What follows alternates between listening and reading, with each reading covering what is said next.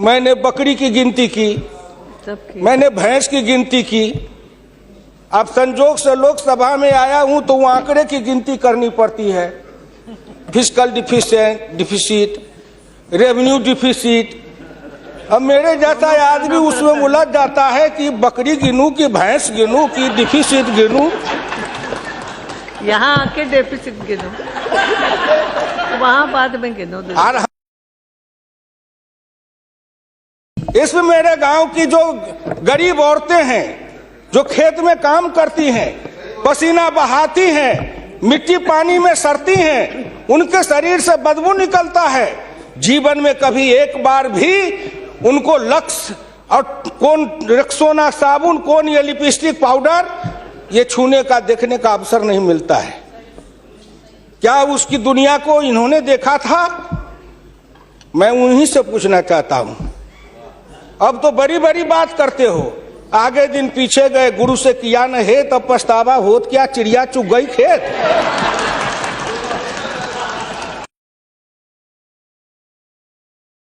मैं 1977 में एमएलए बन के आया, इंडिया गेट के किनारे पैदल टहल रहा था। एक बड़ी गाड़ी में एक बड़ा कुत्ता जा रहा था, वो अपने मुंह को निकाल के जी लपलपाते जा रहा था।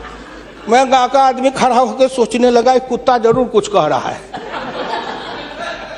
मैं एमपी था, कभी दिल्ली देखा नहीं था।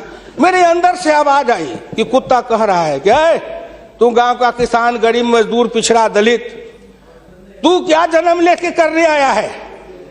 तुझसे मैं सौभाग्यशाली हूं। देख, मैं ठंड गर्म गाड़ी में बैठा हूं, केक खाता हूं, ऑमलेट कटलेट खाता हूं, गद्दे पर सोता हूं।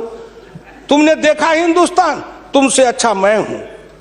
उस दिन मुझे लगा कि इस हिंदुस्तान के बड़े लोगों के कुत्ते भी मुझसे अच्छी जिंदगी जी के रहे हैं, और मुझे उस जिंदगी से भी बदतर जिंदगी जिलाने वाले कोई नहीं है, आप हैं।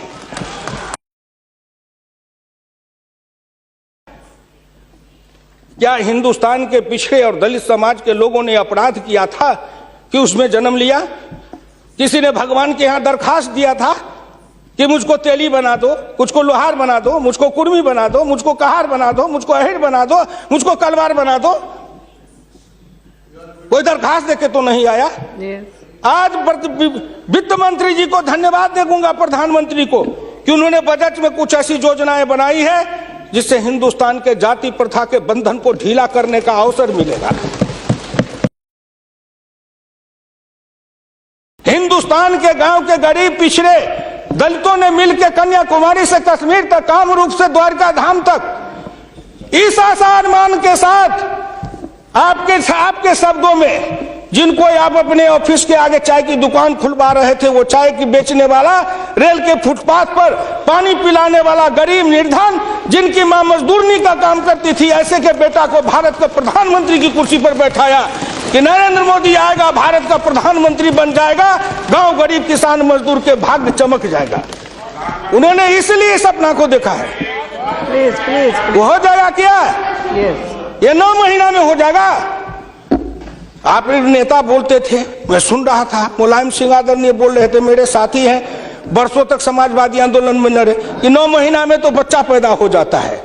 मैंने कहा कितनी वैज्ञानिक बात कर रहे हैं, ये तो वैज्ञानिकता है, प्रकृति का नियम है, 9 महीना में बच्चा पैदा होता है। लेकिन जो बच्चा पैदा होता है, क्या वो बच्चा 9 महीना में फिर बच्चा पैदा कर देगा क्या?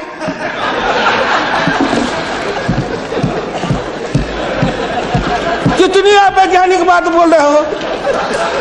इस सरकार का 9 महीना हुआ, 10 महीना हुआ, सरकार पैदा हुई, अब क्या सोचते हो? आप क्या सोचते हो? इसलिए आपसे मेरी विनम्र प्रार्थना है, कहीं पर निगाहें, कहीं पर निशाना, न कुछ मिले तो कुछ कहिए, ना कुछ मिले तो विरोधी में गए तो कुछ न कुछ तो कहना है ना, नहीं तो दुनिया कैसे देखेगी कि विरोधी का काम कर रहे हैं। इसलिए आपसे मेरी विनम्र प्रार्थना है, अगर विरोधी का काम भी करना है तो आप अपने नेताओं को कहिए कि कुछ दिन हमारे पास आए, 6 महीना ट्रेनिंग दे देंगे कि हम विरोधी थे तो क्या करते थे।